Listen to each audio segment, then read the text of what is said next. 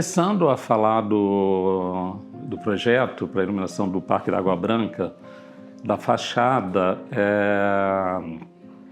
essa ideia ou essa forma que a gente trabalhou, primeiro partiu de uma iniciativa da diretoria, das pessoas da Casa Cor, dos curadores que são meus amigos, pessoas que eu me relaciono há muito tempo, que me convidaram para fazer a iluminação dos edifícios do parque. São edifícios históricos, a Casa Cor vem de uma sequência de anos num edifício na Avenida Paulista que não tinha fachadas, que não tinha elementos históricos a serem valorizados com a iluminação, e de repente esse contexto no Parque da Água Branca mudou completamente a implantação, né? A forma da Casa Cor se apresentar. A partir desse convite, que eu aceitei, obviamente, que era muito legal, né? O Parque da Água Branca é um espaço de São Paulo super interessante e pouco conhecido por uma grande parte dos paulistanos, nascidos ou não na cidade.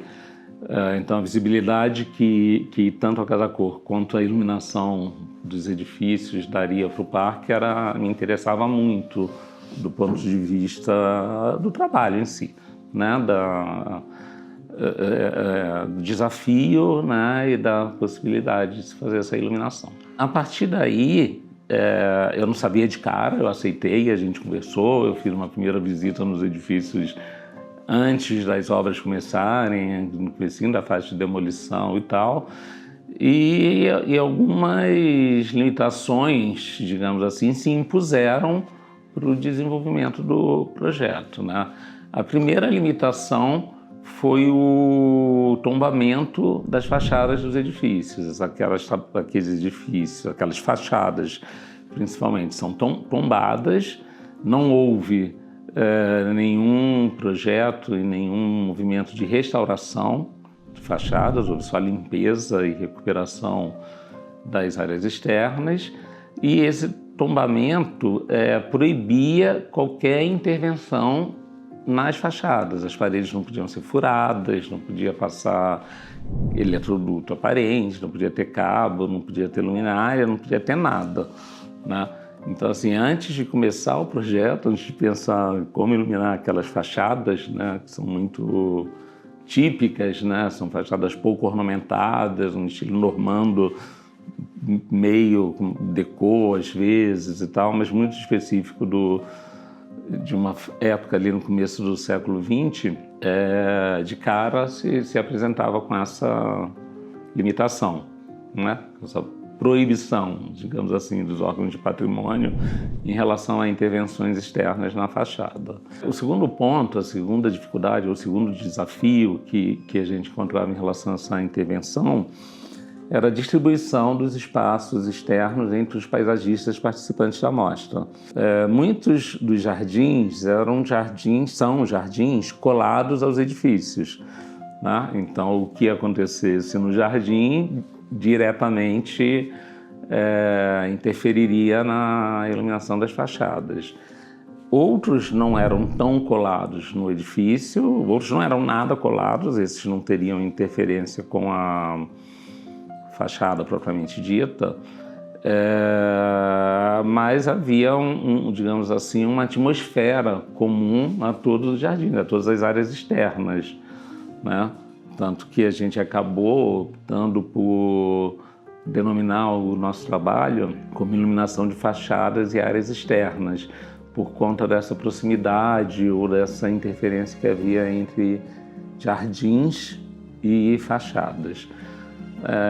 Bom, a partir desses dois pontos a gente começou a traçar diretrizes, né, ou regras, digamos assim, para nós mesmos de como a gente iria tratar esse assunto.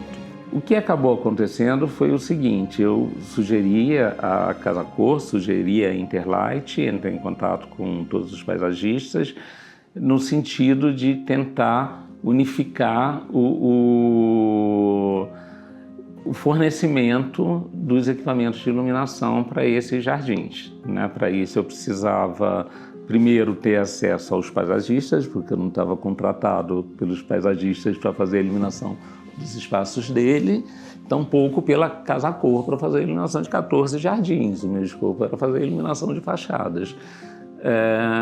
E o patrocínio que inicialmente que a gente tinha, o combinado que a gente tinha com a Interlight também era em relação a essas fachadas. Então teve um momento ali que foi entender como que ia fazer isso, né? Como ia falar com 8, 9, 11 profissionais diferentes, não sei, que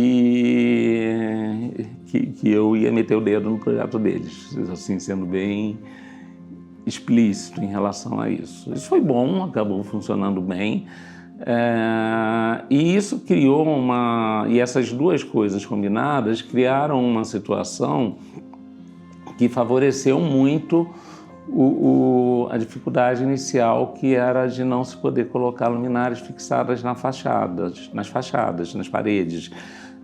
A gente criou no entorno dos dois edifícios, por conta da implantação do Master Plan e dos projetos de paisagismo, uma espécie de um fosso. Ou seja, mesmo os jardins que eram supostamente colados nas fachadas não eram completamente colados, tinha um afastamento, eu não me lembro se de 1,10 m ou 1,20 m, ou seja, havia uma espécie de servidão que fazia o contorno de todos os edifícios em que os paisagistas não chegavam. E esse foi o primeiro ponto bom para a gente, essa criação do fosso. Um falso fosso, né? Porque a gente não está falando de castelos nem de edifícios medievais que tem fossos formais, né? Mas essa situação dos jardins estarem implantados sempre a 1,20 m ou 1 m afastado da fachada, com algumas exceções, nos facilitou a adoção de que partir a gente ia usar para fazer a iluminação daquelas fachadas. Foi o que nos levou a usar luminárias lineares da Interlight de 2700 Kelvin, uma temperatura de cor quente, o que realçava a pintura, né, aquele tom meio amarelo, meio mostarda, meio ocre das fachadas, e o ritmo muito constante e simétrico de fachadas, paredes, escada, fachada, parede, porta de acesso, tal. Isso nos permitiu criar um ritmo sem que esse ritmo provocasse um efeito que eu não gosto, a Débora não gosta, nós não gostamos no escritório, que é criar um desenho sobre uma fachada de um edifício histórico que se sobreponha, né, o que crie um sobredesenho num estilo arquitetônico, em ornamentos, em elementos que já existem, né? Eu acho que, como consequência desse master plan da Casa Cor no Parque da Água Branca, ao contrário do que acontecia no Conjunto Nacional, e um pouco diferente, a gente pode detalhar um pouco mais isso, do que acontecia no Jockey, valorizou as áreas externas do espaço. A gente está dentro de um parque, a gente não está dentro de um edifício, né? Então, o fato de estar dentro de um parque, das fachadas que nunca foram vistas à noite, de repente aparecerem, né? Como se aquilo nunca estivesse ali, né? Então, essa novidade despertou a curiosidade das pessoas, né? De aproveitarem, de estarem mais nas áreas externas do edifício. O trabalho junto com os paisagistas, principalmente na Alameda, que é o projeto da Catepoli e do João Jadão, que fica entre os dois edifícios, majoritariamente dois edifícios, e entre os dois edifícios existe uma Alameda. Esse local, o trabalho junto com os paisagistas foi muito importante, porque era um espaço não muito largo, eu precisava garantir o tal do falso fosso, que era fundamental para que o projeto funcionasse, e aquilo virou uma grande área de convivência, né? Eu atribuiria a iluminação, ao conforto da iluminação, a permanência de pessoas nesse espaço. A gente vê que as pessoas sentam nos puffs, conversam ali, que virou uma área de convivência.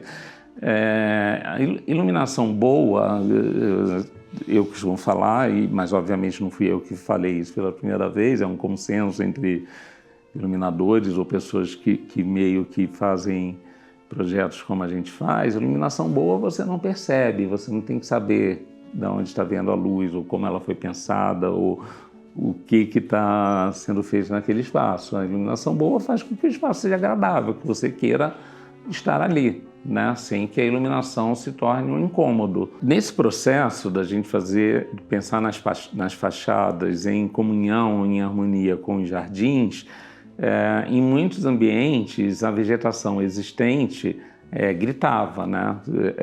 Não dava para você não perceber ou não querer valorizar as espécies que estavam ali. Então a gente teve alguns ambientes específicos em que as espécies nos levaram a propor aos paisagistas ou fazer um trabalho junto de pensar como valorizar, como tirar partido também das espécies, né, que estavam plantadas em relação ao fundo, né? Passavam a ser objetos contra um fundo que era a fachada, que era o nosso objeto principal de iluminação, mas a figura que estava na frente era muito importante. No Jardim da Paula Vargas tinha um pau-brasil, nem é um pau-brasil enorme, é um pau-brasil que está meio escondido, misturado com outras espécies, tem uma carnaúba torta que foi crescendo para o lado, buscando a luz, porque ela ficava sombreada na copa de outras coisas e tal. Então é um lugar em que a eleição, digamos assim, a decisão por se valorizar o pau-brasil, ela contribuiu tanto para a ambientação do jardim, como também para a relação que a gente queria entre figura e fundo, né? Porque a gente não queria interferências, a gente queria harmonia entre as duas coisas. No jardim do Mauro Contesini, por exemplo, que era um jardim muito difícil de trabalhar, que era uma rampa, né? Era um grande talude descendente em relação à bilheteria, era um mini bosque de pinheiros, que nem é uma coisa assim muito usual, né? Assim, nem no Brasil, nem aqui na região sudeste você tem um bosque de pinheiros dentro de um parque. E uma coisa que eu não sabia, aprendi com o Mauro e nas conversas que a gente teve, é que os pinheiros, além de fazerem muita sombra, a folha fininha dos pinheiros que secam e caem no solo matam as espécies. Então, é uma espécie muito... eu não vou dizer que é predatória, mas é uma espécie muito prejudicial para o bom desenvolvimento de outras espécies embaixo da copa e da sombra dos pinheiros. Então a nossa ideia foi, vamos reforçar isso, né? Vamos fazer alguma coisa diferenciada com esses pinheiros. Então a nossa opção foi por marcar e iluminar muito bem os troncos, né? As cascas dos pinheiros, que tem uma textura muito peculiar, usar uma temperatura de cor mais baixa ainda do que os 2.700 da fachada. A gente trabalhou com 1.800 Kelvin, então a luz ela começa a ficar mais alaranjada, né? Fica mais perto de uma luz realmente do pôr do sol, né? Daquele momento em que o dia está virando noite, né? Aquela hora que não é nem barro nem tijolo, como se fala, né? Está no meio do caminho. Essa opção pelo 1.800 reforçou isso e a gente conseguiu dar uma valorização na textura dos pinheiros, né? Foi uma forma de aproveitar, de tirar partido do que já estava ali no parque. E isso foi acontecendo, né? À medida que a relação com os paisagistas e com os arquitetos ia acontecendo. No Jardim da Kauai, por exemplo, tinha uma situação muito interessante, que era a presença da Bruna Mayer, que é uma artista plástica que fez uma instalação no ponto focal do jardim.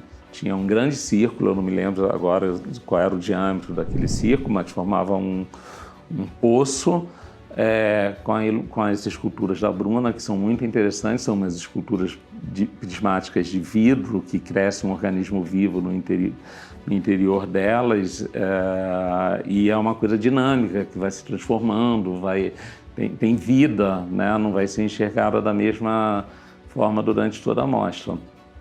E havia uma dúvida no projeto se usaria ou não um espelho nesse fosso, nesse poço, melhor dizendo. E a gente foi muito favorável, a gente mudou um pouco o desenho, criou uma inclinação nesses espelhos e tal, e iluminou muito a copa das árvores, que era um outro mini bosque, mas de espécies variadas, não era um bosque de pinheiros, era uma espécie que tinha palmeira, que tinha plátano, que tinha um monte de árvores diferentes, mas formava um teto de copas, né, que durante o dia era muito bonito, você enxergava em silhueta contra o céu azul, né, então você via aquelas copas fazendo um rendado e por trás o céu azul ou branco, depende de estar um dia ensolarado ou um dia nublado. E quando a gente optou por valorizar, por reforçar a presença da escultura da Bruna com uma iluminação em 1800 também, e fazer toda a borda em espelhos inclinados, a gente meio que criou uma repetição dessa visão da parte de cima das copas no piso, né? Então a opção ali não era como a dos pinheiros de se reforçar os troncos ou as texturas, e sim de criar uma superfície, um teto de galhos e de copas iluminados que pudessem refletir e dialogar com aquele organismo que era a escultura da Bruna. O café da Daniela Andrade, que está implantado num recuo do edifício, né, em que a fachada em um muro de arrimo de uma área que tem uma cota mais alta em relação ao piso do parque onde estão implantados os edifícios, era uma área muito estreita e muito imprensada, era um corredor, na verdade, entre a fachada e entre o muro de arrimo. Era o único ambiente, não era o único, mas era um dos únicos ambientes onde não era possível a gente criar o fosso para posicionar as luminárias de faixa concentrada, porque essa área do fosso necessariamente era uma área de circulação de pessoas, tanto no circuito de visitação da mostra, como pessoas que quisessem permanecer no jardim. Então a gente teve que fazer uma adaptação do projeto naquele trecho, mas a gente não podia simplesmente não iluminar aquela fachada, porque a gente não podia criar o efeito que a gente tinha escolhido, eleito como o partido principal das outras fachadas, que era a iluminação a partir do piso. Então a gente usou a parte mais alta do muro de arrimo para iluminar a fachada só a partir de um friso, de um elemento de arquitetura que acontecia do segundo andar para cima. Essa luz rebatida na fachada, ela contribuiu para que o café da Daniela não virasse um túnel escuro, porque a luz da fachada ela não incomodava, ninguém via de onde estava vindo aquela luz, ela não estava incendido diretamente na parede, então ela não atrapalhava a ambientação, a escolha de mobiliário da Daniela, e ao mesmo tempo ela transformava um corredor, um beco, era quase um beco, num ambiente claro. A Casa Duratex, que é o ambiente interno, o único ambiente em que a gente efetivamente fez um trabalho completo esse ano, que é o projeto da ABC, do Bruno Carvalho, é um projeto muito peculiar. Primeiro, o Bruno é um grande amigo, é um parceiro, a gente trabalha juntos o ano inteiro, fez outras edições dele na Casa Cor, então a gente tem um método de trabalho, né, um entendimento quase intuitivo de como iluminar os ambientes, de que tipo de luz a gente quer para os espaços do Bruno. E o projeto do Bruno esse ano tinha uma situação muito particular por conta do momento de vida que ele está vivendo, que era a inspiração na China. Todo o ambiente, toda a proposta dele de acabamentos, de uso de madeira, de usos de papel retroiluminados, enfim, tudo ali tinha uma origem na cultura chinesa. Essa inspiração nos leva naturalmente, assim como o levou naturalmente, a eleger alguns materiais, como, por exemplo, ele desenvolveu um material translúcido, uma espécie de papel, que a gente fez o backlight em toda a área da cozinha, em toda a área do dormitório, que não é uma tela tensionada, como a gente usa normalmente, nem é um papel de arroz, como tem na arquitetura japonesa, usado muito comumente nas esquadrias e tal. Então, aquela proposta do backlight quente com aquele material é um reflexo da inspiração dele na arquitetura chinesa e também no tipo de luz difusa, calma, controlada, dimerizada, que a gente gosta de usar. Bom, a nossa experiência nesse projeto, que foi 100% com produtos da Interlight, ela foi uma premissa desde o primeiro momento, né? Desde a primeira conversa, desde o convite que veio do Sequinha, através da Lívia e do Pedro Ariel, enfim, o comecinho da ideia de trabalhar, de fazer esse projeto todo, que acabou tendo uma dimensão muito maior do que a gente pensava inicialmente, logo surgiu a ideia de ter um patrocinador único, um fornecedor único. A escolha pela Interlight não foi casual, né? Já existia uma aproximação entre a minha equipe, a nossa equipe do escritório e a Interlight. São produtos que a gente não conhecia, a gente tinha muito pouca experiência com alguns deles e com a maioria deles não tinha nenhuma experiência, porque eram lançamentos, né? Mas desafio não é um problema para se trabalhar, na verdade, né? Então, a gente sabia que era aquela opção que a gente tinha não só escolhido e aceitado essa condição, como a gente foi além, né? A gente propôs a Interlight que duplicasse ou triplicasse a participação dela na Casa Cor, expandindo para os jardins, trabalhando com outros lighting designers que são amigos, a Alice e a Ivone, que já estavam envolvidos com outros paisagistas, fazendo o projeto do Bruno, fazendo o projeto da Juliana Santos, que também é o meu escopo com a Casa Cor São Paulo, fazer a iluminação das intervenções artísticas.